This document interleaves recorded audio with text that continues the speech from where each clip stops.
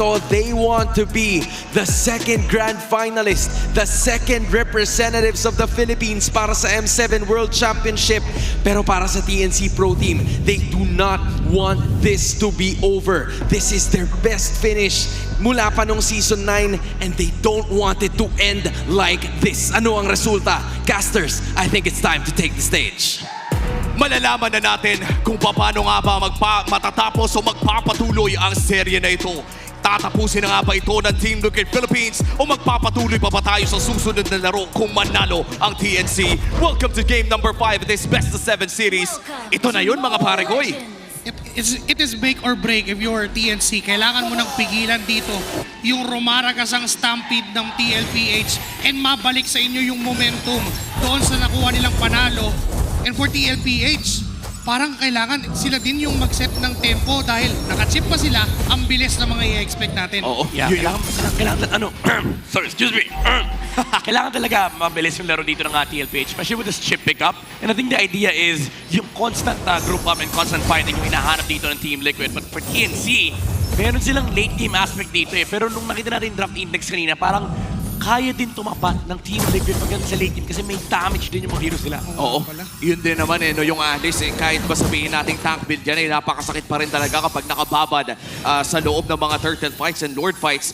And for TNC Pro Team, bukod sa late game na meron mula kay Benny QT, naabangan din natin kung makakapag-snowball ba dito si Zaida on his Hayabusa. Pero kung tuloy na lang, no, sinabi ng ating mga panelists, ay ang halapan niya dito ang historic na Lancelot ni Carl TZ. Ito na yung kumbaga pag kailangan mo na talaga ng isang pangmatindihan, pangdiinan.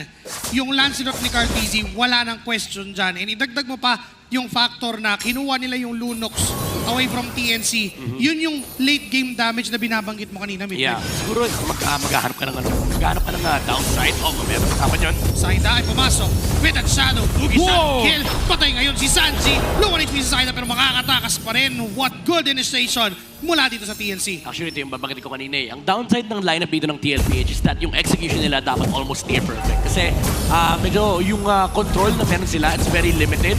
And for TNC, ang dami nilang ways to actually poke with the Zushin and the Hayabusa. Tingnan mo si JP, magkakaroon ng flicker niya para makatakas.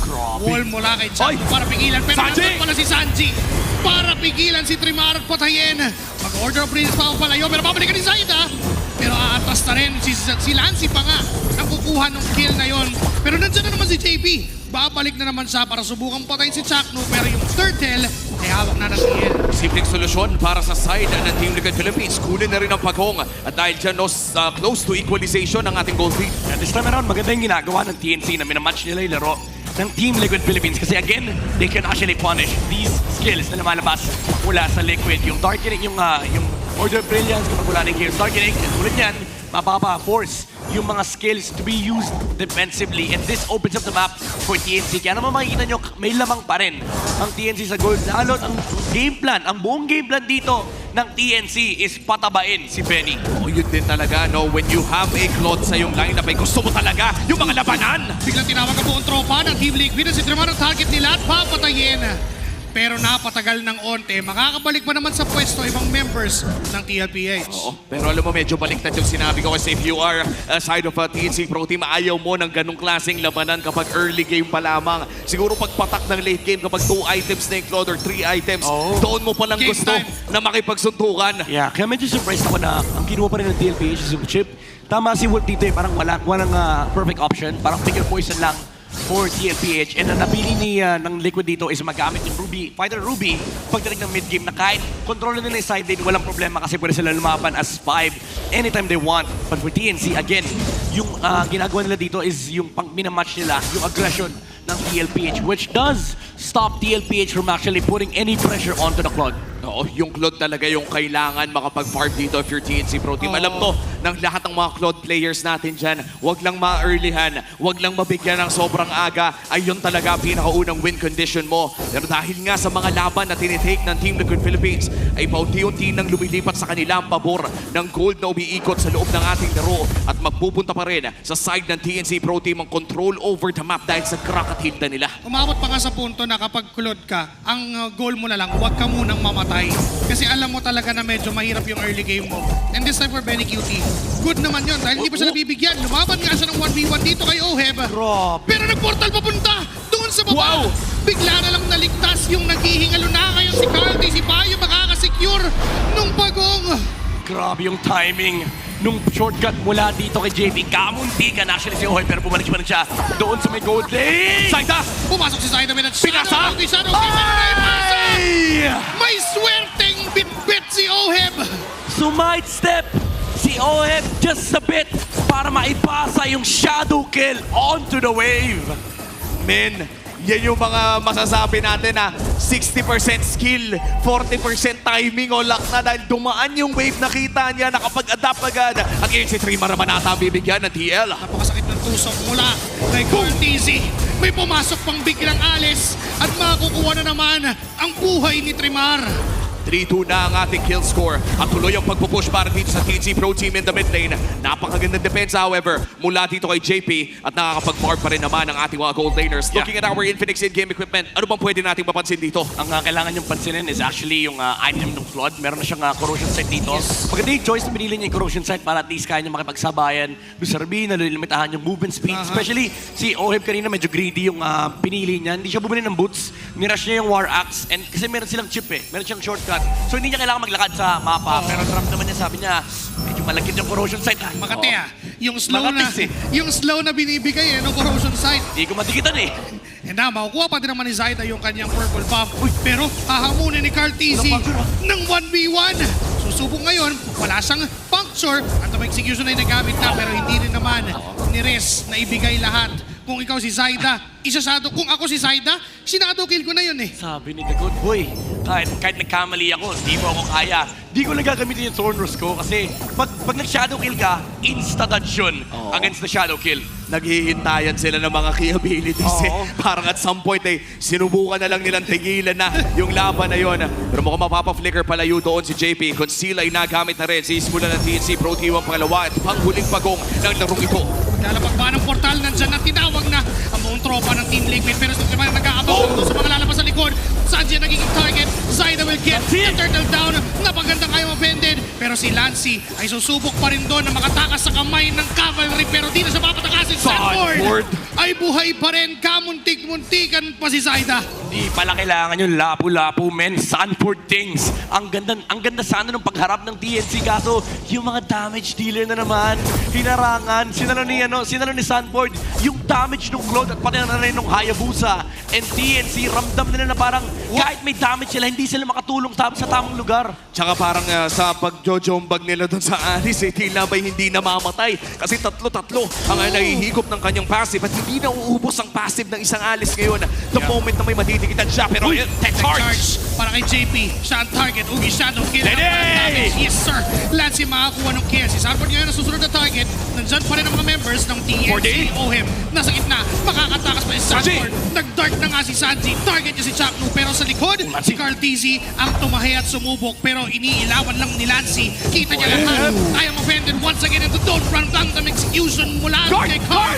Nabuhat ni Lancy. Makakatakbo. Pero sabi ni Medicuti, let me be. Let me do the job. Pero si Zaida pa rin ang kukuha ng kill. At makakatakas pa nga si Benny Cutie doon pero mukhang inaamoy na ng DLPH. Nasaan ka, boy? Benny Cutie goes down. Maganda sana yung nangyari for TNC, but Sanji finds the Claude. Pero tuloy-tuloy pa rin naman yung farm ni Zaida. Yung Hayabusa ay lumalaki pa rin for TNC. So this is good still for the Phoenix Army, but for TLPH, nagiging problema na si Sanford, men. Kahit pa sabihin natin kanina nakaharap ng magandang team yung TNC, isa lang kasi yung call doon. Punish natin kasi wala yung Alice dun sa team fight na yun. Pero the moment na sumali si Sanford, humirap na naman yung laban for TNC. Uy, Lancy? Okay, nakita niyo naman doon si JP. Nakahanda din naman sa if ever man na ibibigay pero hindi pa nga binato ni JP yung kanyang shortcut. Nakikita sila ngayon ni Chakno. Binabantayan lang. Oo, at nasilip natin sa ating goal difference natin ng BPI. I think 500 lang naman yung diferensya sa bawat miyembro bukod na lamang sa Rome. And for Sanford, mabibigyan lamang ng bahya. This is a crucial item pickup mula dito kay Sanji. Sisilipin natin yan sa ating in-game equipment natin ng Infinix. Blood Wings secured para dito kay Sanji. Ito yung kailangan niya talagang gadget para at least kailangan gamitin yung Order Brilliance for Chakno. Gumamit ng tech charge para lang makatakas doon sa event na ginagawa ng TLPH. Ngayon may Lord. Alam nilang walang tech charge. Pwedeng madaliin ito ng TLPH. May Lunox pa sila para ma-burst down kung Sanford. sakasakali. At ang ganda ng pwesto ni Sanford doon sa likod pero mukhang babalik din ang kanyang passive. Half HP on this door, Throne of Ruin onto 1. Ginamit na para lang na-immobilize itong si Trimar, pero Zaida ay nakapasok. Nakakuha ng isang magandang shadow retry kay Carl! Pa rin mapupunta yung tech charge mula kay Chakmo. Ito na yung counter-engage. Kung hindi nila nakuha yung objective, susubok sila kayong lumaban, kumitil ng mga buhay. Oheb gets a crucial line of bandit, pero si Sanji pa rin ang mawawala. Isakay mo na si Oheb. Nandyan pa rin ang Phoenix Army. Tuloy-tuloy pa rin ang apoy at ubos ang mga kabalyero ng TLPH. Ito na yung hintay ng TNC. May farm na si Benny. Good blazing do it coming out from Benny Cutie. And even though nakuha ng Liquid yung Lord, after that Lord fight, wala na yung mga mini-stuns nila. Wala na yung Throne of Ruin. Pagdating sa prolonged team fights, lamang dyan ang TNC. At na-equalize na nga ng TNC ang larong ito. May Lord pa naman na kailangan depensahan ng Phoenix Army. At tandaan natin na match point na ang Team Liquid Philippines. Isang panalo na lang ang kanilang kailangan para ma-secure hindi lamang ang Grand Finals kung hindi ang M7 appearance na rin. Pero sa ngayon ay pumupuso pa rin ang Phoenix Army. Kaharang pa rin ang Phoenix Fire. Nabubulag pa rin nila paminsan-minsan ng Phoenix Flash. Zaida! Ay pumasok, di na pinaalis pa. Makaka-shadow out, kaya naman ay buhay pa. At atras ang buong Phoenix Army. May kailangan silang depensa ang Lord.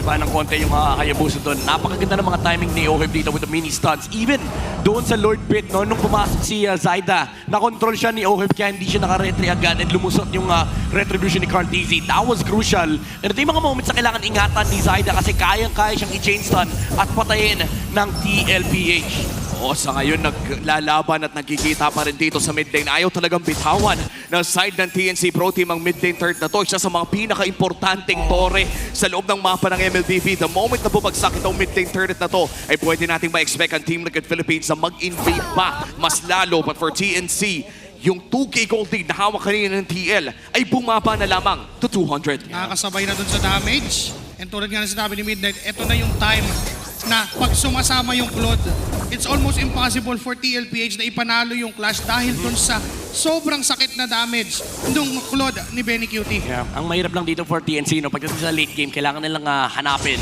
yung chip kasi may slow lane advantage sila with the shortcut here and also the Y-Walk. And yung threat na global, yung presence dito ng TLPH na pwedeng dalhin ni JP yung buong Cavalier sa isang side ng mapa. Kailangan nilang ingatan yung mga pwestuhan ng side lanes. Make sure na kapag may magdidipush ng isang lane or may magdedepend ng isang lane, may kasama lagi na isa. Body-body system for TNC. Si Zaida ay sumusubok, pero Ay, umalis si boy! JP. Grabe, pinampik! Kaso nakita siya Jack doon. Nakita nga lang siya ni Ganda Chaco nung doon. Ganda nung beat na yun, if ever kunwari umalis bigla yung TNC. Tapos nandun pa si JP. Oo. Oh my Biglang goodness. babalik dun, tapos di ba pala yung kasama? May mga ganun silang play, no? Yun yung nakakatakot. If you are TNC, kailangan mo ngang makita kung nasaan lagi si Dad. Tsaka alam nila na sapat pa rin yung damage na meron sila. Especially kung sila yung mauuna. For TNC Pro Team, yung mga team fights na pinanalo nila ay yung mga oras na sabihin na lang natin medyo nagmimintes sa mga ibang abilidad. Pero mukhang hindi na masyado nagmamatter yun dahil TNC Pro Team binaburst ata nila. Itong Lord na ito, minamadali na nila, pre! Hindi na yata makakalapit pa, pero may porta doon. Carl! Si Carl Dizzy pa rin ang makakasecure nun. Throne of Ruin wala kay Sanford. Pero Sanji! mabagsak.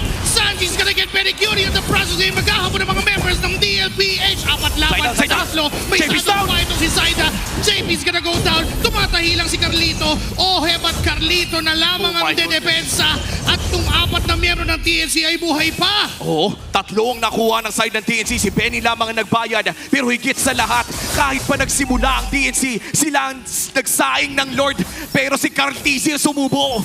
Sinong kailangan ng Thornrose Retry? Pasok sa portal, Retribution mula kay Carl TZ and Sanji as well. That would have been disastrous for TNC if hindi namatay yung Claude.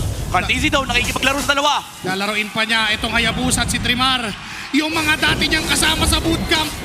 Sinasalubong ngayon ni Carl TZ pero nandun si Chanto. Crucial tech charge. May Thornrose man para makatakas. Nandiyan naman si Oheb para protektahan. Nakuha pa ni Oheb yung orange. Ang daming update ni Carl TZ doon. High cooldown ultimates for one Phantom Execution. Carlito the Great. mula sa TLPH. Ang maganda naman po TNT, kahit paano makakadepensa sila. Pero ito na yung shortcut, dinala yung buong TLPH may bottom lane. At here comes the Lord sa may bandang bottom lane. Kumakaway na ang M7 para sa Team Liquid Philippines. Si Benny! Wala agad yung kanya. Teka lang, naka-winter cup pala. Pero papabagsakit siya ng mga members dito ng TLPH. Sanji makakakuha ng kill na yon. Carlito sa likod. Nakatingin pa rin sa base. Wala. Nakatingin pa rin ang Team Liquid Philippines. Pero dumidepensa pa ang TNC. Tatawa lang. Wala silang minions. Kaya kakalma muna ang TLPH. Pero may minions sa gitna. Kailangan Magsisimula muli ng panibagong tsansa para kunin ang mismong game. Para kunin ang mismong serye. At magtutuloy-tuloy ang marcha. Teka lang! Magtutuloy. Pero pinipigilan ng apoy. Napapasok na dadarang ang Team Liquid Philippines. May minions na nakapasok. Pero teka lang, ginagawa lahat ni Saida. Sa palang na Pero di niya na kaya tuloy ang marcha.